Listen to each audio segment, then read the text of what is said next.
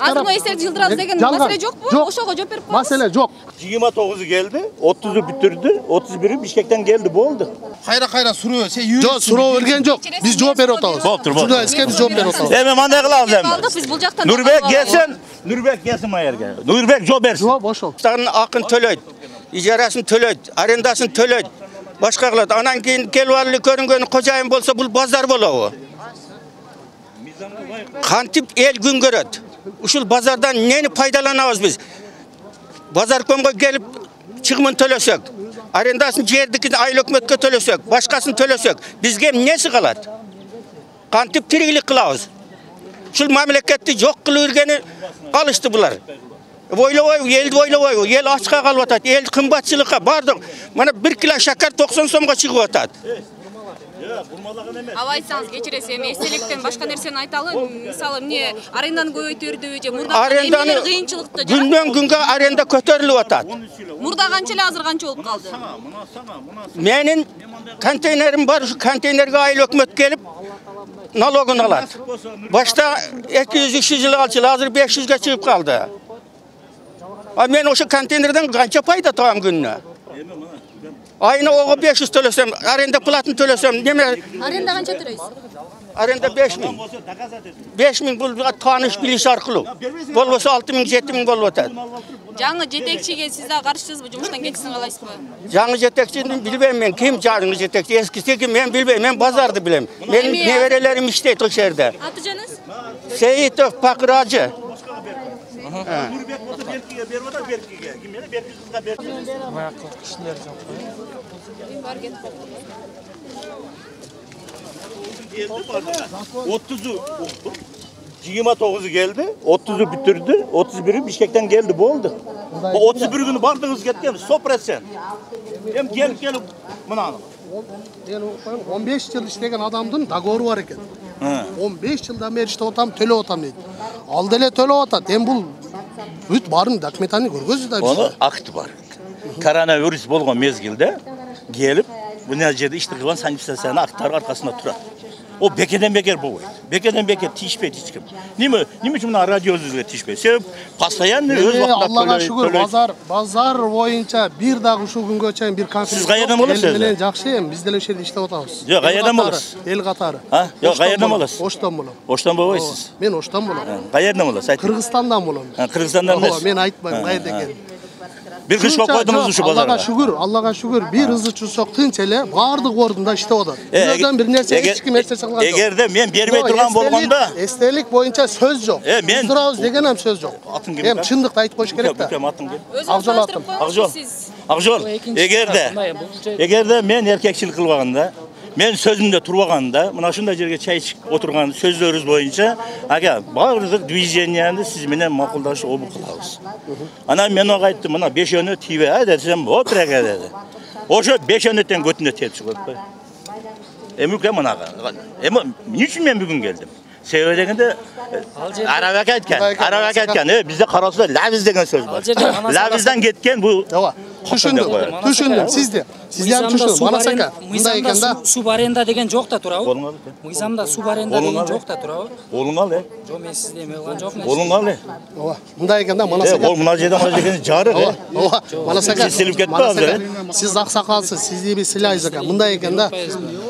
Bu Nurbek ergeşivle Nurbek ergeşivsele çeçmeyi degen. Nurbek ergeşiv gelsin. Çeçmeyi degen bunu. Bunun sot var iken, prokuratura var iken. Ya büt bar karatura degen bir yerde. Sebebi bazar gazetasında. Naraçılık boyunca siz. Ana 10 günden beri ne gebey süreçte?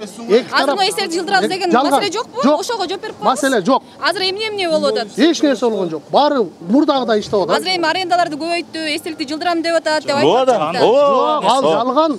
Ya kana 10 günden beri ne çıkmaydı? Süreç akmaydı. Gelsin azamına yerge. Biz çındıkta ayttık. Ошол сизден сурайлы деп атабыз да. Sözün сурооңорго жооп берейин. Эстеликти албайбыз. Al жалған малды. Biz ne kılavuz al? Өзүңүз тааныштырсаңыз биринчи. Tanıştırsam ben işteyim şehirde. Ben de aylıka işteyim. Atım Akjol. Tekşерүүчү болуп иште. Teşkerüçü olsan sen buradan kanday spros kılakarsın. Bir yıl yerde hiç kimde yok. Bunda Спрос емес. Сен жооп бере албайсың, мен Нурбек жооп берет. Жоқ, мындай да. Силер да бир тарап айтып атасыңар. Биз дагы бир тарап. Мен угуп туруп бир нерсени бир тарап айтып, просто азыр угуп туруп сен кайра суроо, сен юрист. Жоқ, суроо берген жоқ. Биз жооп берип атабыз. Болуптур, Журналистке биз жооп берип атабыз. Мен мындай кылабыз эми. Алдык биз бул жактан.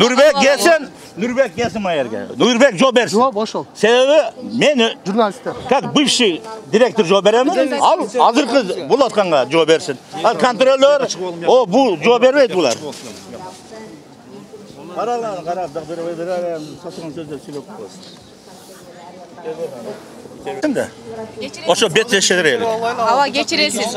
Биз сизге убакыт ажыраттык. Жок, бул жооп бере албайт. Директор жооп берсин. Биз түшүнүп атабыз, бирок биз элден да калып атабыз, сиздин тарапташуу болчу. Демек биз мында эл катары алабыз да. Бул жооп бере албайт. Ответственный работник эмес. Тоскоол кылбай туруңуз. Тоскоол кылбай туруңуз. Жок, зам сүйөсүн, зам барбы, зам? Жок, биз ал жактан да калабыз. Сиз мына просто тоскоол кылбай туруңуз. Чтобы салмак болуш. Жоқ, микрофон кармабай эле жооп берейин. Gel çakırsana ne? Ава, кечиресиз да. Колду кылып атасыз. Çakırgın anam ne de? O çakırgın hazır. Кыскача эле ошол жооп берип коюңузчу. Азыркы нараачылыктар боюнча сиздин пикириңиз кандай? Анан учурда эстелик жылдырылбайт деп дагы. Жылдырылбайт. Эч кандай эстеликке жылдыра турган эч кимдин оюнда эм жок. Буну жылдырам деген адамдын өзү акылсыздык болот. Бул эстелик канчадан бери турган, мына Манас аканын атасынын эстелиги экен. Буну алдырам деген адамдын өзүнө акылсыздык болот. Бул жерде алдырам деген сөздүн өзү жок. Эми ойлонуп көрсөңөр, логически турган эстеликти ким алдырсын? Кимге керек бу эстеликти алдырып? Бу турган эстелик турсун. Ушул аксакал Аснабай кеткен экен, турат. Андай сөз жок. Ушул сурооңорго жооп берсин. Кызматыңызды айтып коюңуз, сиз Нурбек Эргешев менен чогуу иштейсизби же кандай? Эми биз дагы эл катары 5 балам бар, тиричилик кылабыз. Болбогон кичине айлыгыбыз бар, ошону алып. Эми биз ушул жерде иштейбиз. Ооба, администрацияда иштейбиз. Администрация кызматыңызды айтып коюңуз ошол. Биз контролер. Контролерсиз. Аты жөнүңүздү айтып коюңуз. Табалдиев Акжол. Kana gelin bana siz de Февралда мен менен договор түзүп, карап эле турайын. 2 февралда акчасын төлөткүзүп коюп, кийин мени договорумду жокко чыгарып коюптур. Мен өзүм азыр местама киргизбей, мени уруп, Нурбек кол көтөрүп мага, мен насчет этого заявление дагы жазып койгон роводага. Менде чек квитанция бар, полностью бар. Мен менен келишим түзүлгөн. Кеч Камал келип туруп, Улан деген помощниги бар Эргешев Нурбектин. Ошол лично өзү түзгөн биз менен договорду. Договорда канча деп түзүлдү эле, анан кийин дагы канча? 1 жылга. 1 жылга түзүлгөн. До этого Нурбек айына 30 миңден деп атат эле, кийин договорду бергенде 40 миң деп договор түзүп койгон экен. Чтобы местам алдырып коюш үчүн мен боптур маали деп туруп кол койгонбуз. Мындай маселе сизде эле барбы же сиздин дагы жаныңыздагыларга да ушундай маселе болду? Бардыгында эле. Бардыгында эле. Аренда көтөрүлдү. Аренда көтөрүлдү. Себеби эмне деп түшүндүрүп атат? Просто биз бюджетти көтөрүшүбүз керек.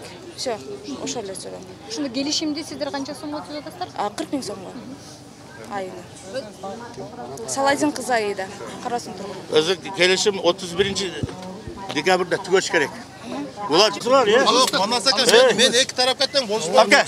Мына кыз директорга жок, мына Videolarca erten televizyona veririz.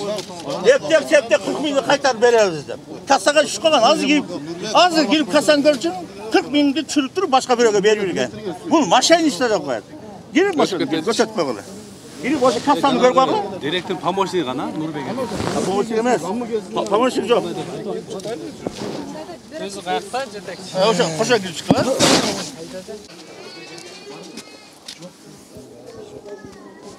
Ular hazır aytты. Sizler de ayıp sorasınız mı? Nurбек Эргешев жаңы директор келди. Жок, мен айтканын айтып атам. Бул менин оюм эмес. Бияк кишинин эмеси вопросын беребиз. Ошону эле беребиз, жооп берет, биз кетебиз. Биздин маселе. Кичине урсак жылып алайлы эле. Журналисттер. О.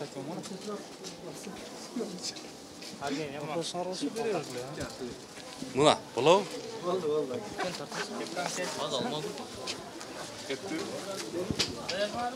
Негизи эле ушул сиздерге жөө коюп атат да алар ушул баягы базардагы башаламандык, анан каражаттарды төлөй турган каражаттардын көтөрүлүп кетиши боюнча, эстеликтин бузулушу боюнча деп. Негизи ушундай айтылганбы сөз?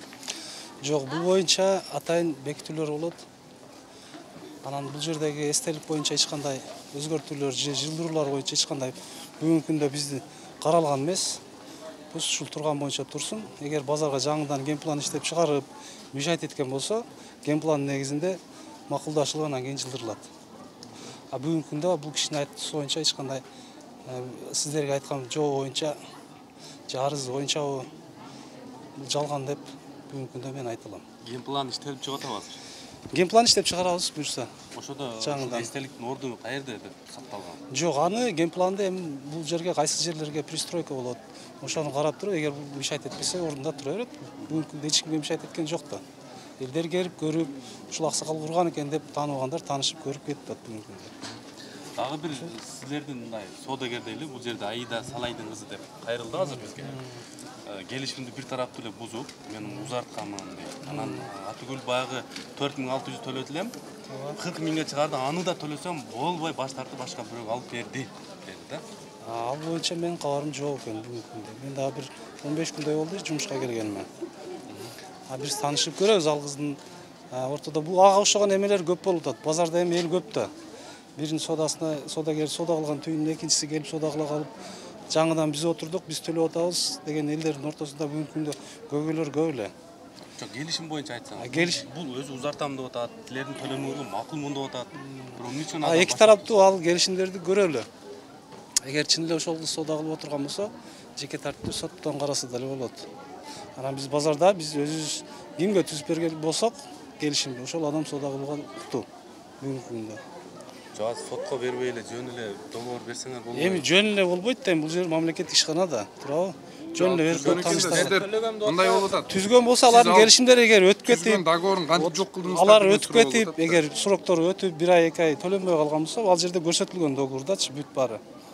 Өтүп кеткен болсо, башка жаңы соодагерге договор түзүп, ал адам өзүнүн соодасын жүргүзө берет. Ташиев менен байланыштырды. Жок, андай Ташиев Тыныбек Ташиев дегенден балдызы келип соода кылып атат. Биз андай жөнүндө бир кабарыбыз жок. Ташиев бирөөнүн атын саткандар көп болду да, биз аяктан, бияктан деп. Эми анын баарын териштирип отурган үчүн биз берди иштейбиз, аларды териштиребиз, туурабы? Сиздерди эми Жапаровду айтып атат деп айтып атышат. Жапаров эми бүт эле баары Жапаровду айтат, башкасын айтат, эми элдин оозунда элек жок дейт го. Ар кимди айтат, бирок фактически андай нерселер жок. Силер баягы келишимди бир тараптуу бузганга укугуңар барбы? Жок, бир тараптуу буза албайбыз. Бир эле адамга түзүлүп берилет. Ооба. Экинчи адам, мисалы үчүн, анын үстүнөн кылып келген болсо, адашуу болгон болсо, бул жерден тактаса болот. Адашуу болгон болсо, бул жерде базарда 5000 орун место бар. Биздин Туратали базарга 4500-5000 адам соода кылат бүгүнкү күндө. Ал жөнүндө кабарыңар бар. Анан адашып кетет экен ал жердечи. Бүгүн балдар жаңы келди. Мурда түзүп берип койгон болсо, эгер Үсөнов малында түзүлгөн болсо, бүгүнкү күндө жаңы 22-жылга жаңыдан договорлор түзүлүп атат. Договорлордун мурдасын алып келсе, ээлерине өздөрүнө түзүлүп атат. Мурда өздөрү соода кылган точкаларга. Ушул.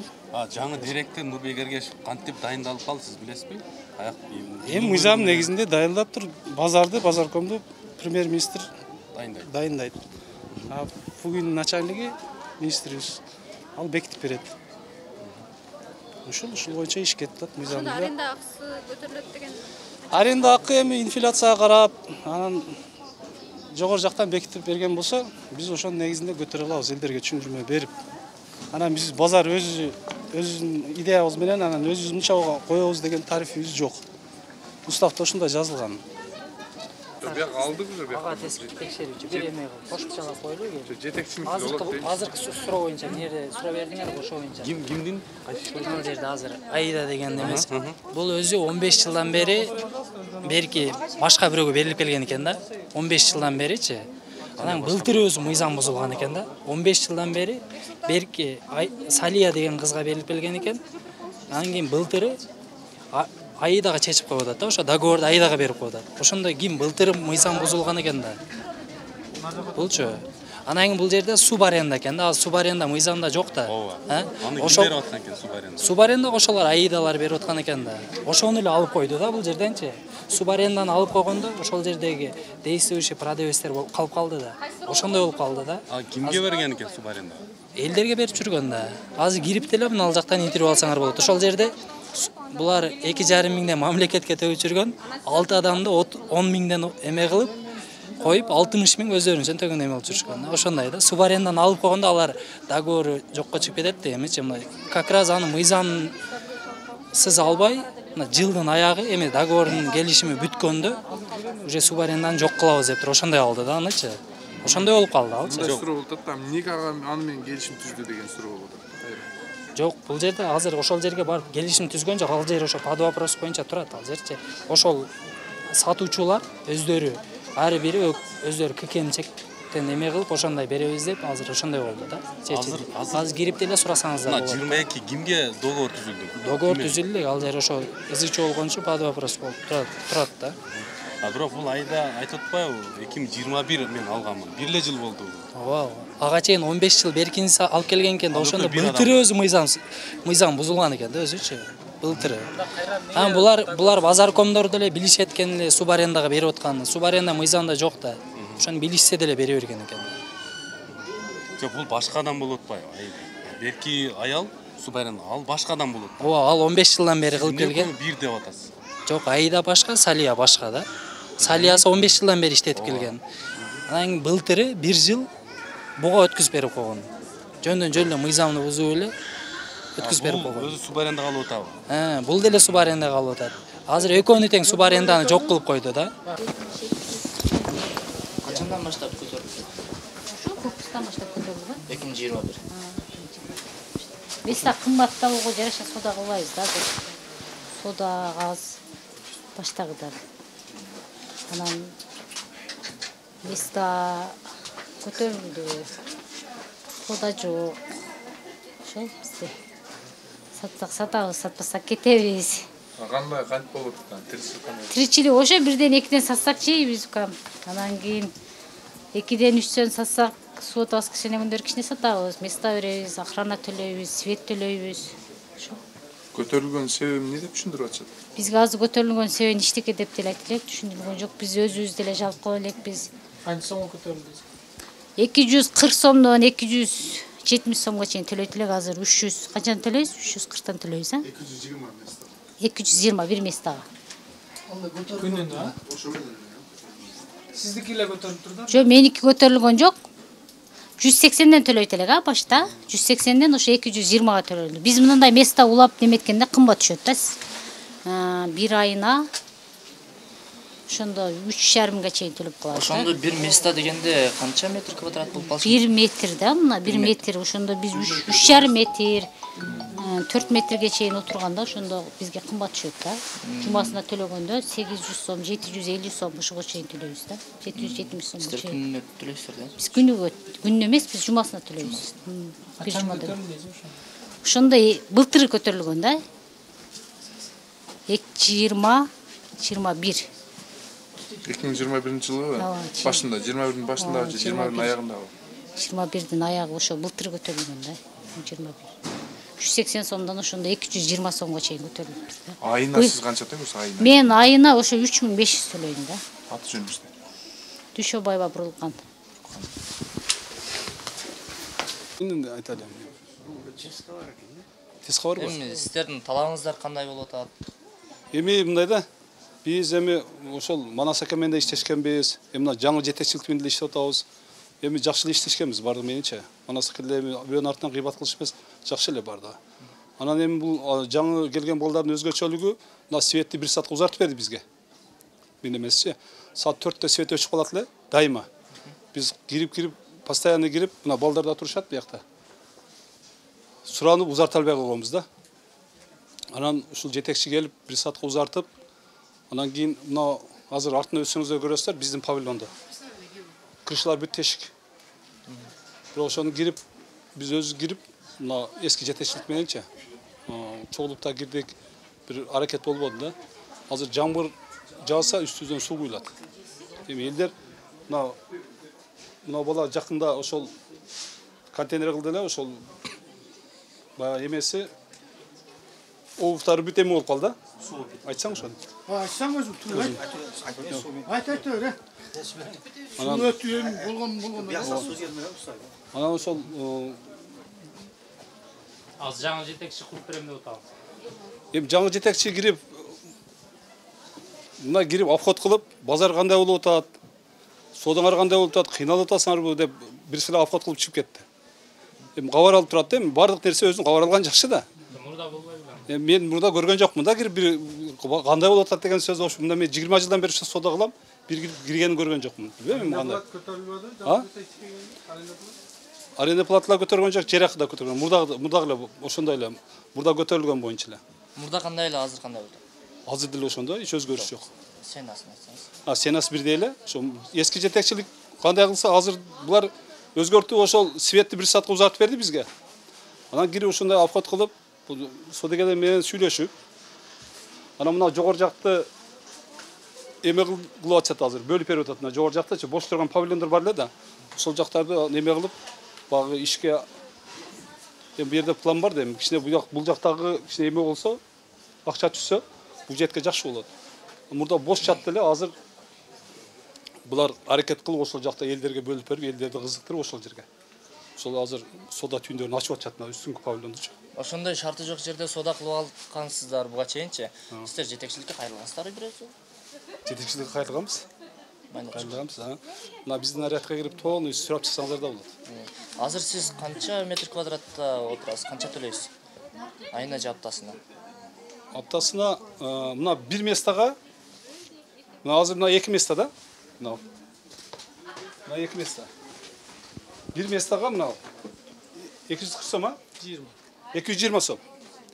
220 сомдон 440 сом аптасына төлөнөт. Мына мисал үчүн. 2 местада мына азыр мына 180ден болгондо 320 болуп калабы? 360 болуп калабы? Мына ушул эме ушуга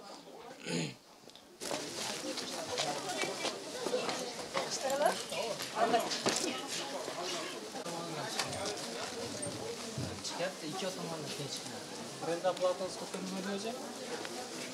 Кандай дейсиз? Арендасы. Неге? Нарачлык билдирип, анан жетекчи ар кандай эрежелерди киргизип, өз билемдик кылып, Садыр Нуркожоевичтин атын пайдаланып атат депчи. Анан жетсин деген талаптар болуп атат да. Эмне маселе болуп атат негизи? Так. Даярсыңар да. Биринчи аренда жер акысы аренда тууралуу болуп атат маселе. Бул нерсени айта кетсек, мындай болгондо бүгүнкү күнгө чейин ортодо посредниктер көп болгон да. Анан биз биринчи келип эле арендаторлор менен акылдаштык. Кандай кылабыз? Эмне себептен 15 жылдан бери айына 210 миң, 210 миңден 260 миңге чейин план бар экен мамлекетке. Анан биз айттык, прямой түзүп берели, ортодо посредниктер жок кылалы. Биз бир аз планды көтөрөлү десек, баары макул болду. Ошонун негизинде биз пландарды көтөрдүк дагы. Азыр бүгүнкү күндө мына январь, февраль уже 3 миллиондон 3 миллион 100, 3 миллион 200ге чейин төгөт атабыз. Неге дегенде биз келгенде эле биз барып бир айланып чыктык, базардын ичинче. Силер да көрүп кетсеңер болот. Аябай талкаланган, бардык жер талкаланган. Бул базарды куруш керек кайраданчы. Анан 12 гектар менен катталган базар. Бүгүнкү күндө 3 гектар калган. Мыйзамсыз өзү суранып, кат жазып, айыл өкмөткө кат бере берген, чересилер сатайын деп, бул Манас аксакалчы. Анан 49 объектини незаконно саткан. Андан сырткары 1870 контейнер менен аудиттин эсебинен өткөн 15 жыл мурун мамлекеттин эсебине контейнерлер. Бүгүнкү күндө 110 контейнер чоңунан, кичинекейинен 250 контейнер калган. 1700 эсебинде контейнер сатылып кеткен.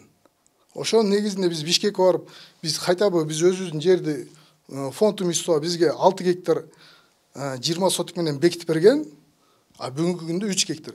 Биз границабызды тактаганы барсак, ошол жактан ызычуу чыкты. Мына мен азыр ошол жактан келатам, бул жака келип алып митинг кылып атат. Тура эмес да, просто. Ошол. Анан баса бийлеп айтып коюңуз, ошондо канча пайызга көтөрүлдү? Эми келишим менен болду да. Но бизде административный зданиялар 15 миңден төлөгөн жерлерге биз барып канчадан бере аласыңар десек, биз кичине чүрүп берели деген 12 миңден түз бердик, 10 миңден түз бердик.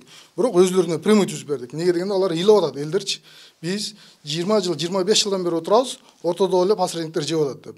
Бүт эле басып алган. Ар жактан келгендер, бири Ноокаттан, бири Алайдан договор кылып алган, 1,5 миң кассага келип төгөткөн дагы, ал жактан болсо 15 миңден алып кететкен. Ошонун негизинде биз көтөргөнбүз. Ошондо канча арендатор бар, канча адам аренда төгөт сиздерге? Так, жалпы эсебинде жайма жактан 1000 ашуун, контейнер жактан чоң кичине контейнерди кошкондо 360 арендатор бар, зданиялардан 58 арендаторубуз бар. Түшүнүксүз болуп каласында жерге болгон аренда, мындан сырткары контейнерлер дагы бар да. Амбекти караган ошондой баса белгилеп айтсаңыз түшүнүксүз болуп калбасын. Канча ошондо жалпысынан бир арендатор канча сом төлөп калат ошону?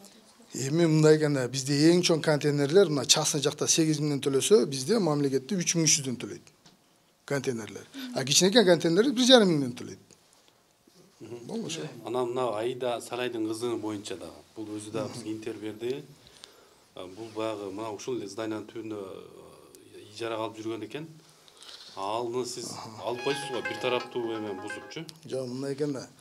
Эми мына сиз 20 жылдан бери ушул жерде иштейсиз. Например. Анан кийин бирөөнүкөн сиз келип тартып алдыңыз. Танышыңыз бар бул жердечи. 1 жыл иштеттиңиз. Анан сиздин договоруңуз түгөндү, биз жаңы келдик. Анан сиз келесиз 20 жыл мен иштеткен, мен өзүм кургам деп документтериңиз менен келсеңиз.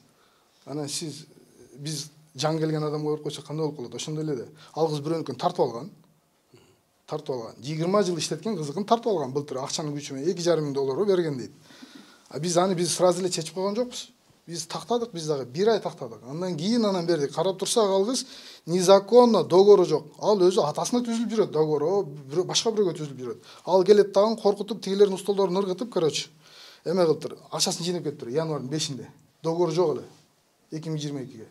Анан 6 киши арызданып, РОДго барып арыз жазды. Анан биз аны кайра токтотуп, кереги жок эми ызычу жаңы келдик депчи. Анан биринчи чечишели деп бул жерден экинчи этаждан здание бер деди, здание бердик. Бул жерден. Арендасын берип эле кой. Мына зданияны биз азыр жаңы ремонт кылып атабыз. Бир бөлмөсүн берели, бир комнатасын деп. Бул жерге жанагындай эмени арендага берип аткан ал. Зумда эмегечи стоматологияга берип аткан. Андан сырткары тиги кыз, аны айттык, тиги мурунтан бери иштеп жүргөн кызды айттык, сен бул дагы ремонт кылгам деп атат го, былтыр кичине ремонт кылган экен. Эмне кыласың десек, мен жардам бере берем деди. Булар 4000ден алат дагы 60000ден сдавать этет экен. Биз 30.000 договор түзүп берип койдук. Силер дагы иштегеле эмели, бирок өзү закон боюнча бизде суу арендага берген болбойт да. Булар өзлөрү иштетпей кеткен башка бирөөгө договор кылат экенден, өзлөрү сырттан келет экенден, бияктан акчаны алып эткенде жебер эткенде андай болбойт да. Кимге келишим түздүңөр быйыл 22-нчи? Ошо 20 жыл иштеп жүргөн Салия деген кызга түзүлгөн. Бирок азыр деле ал суу арендага берди деп атпайбы? Ал өзүнүн тагасымы, ким бирөөсүнүн тагасын келинчен коюп иштетип атат.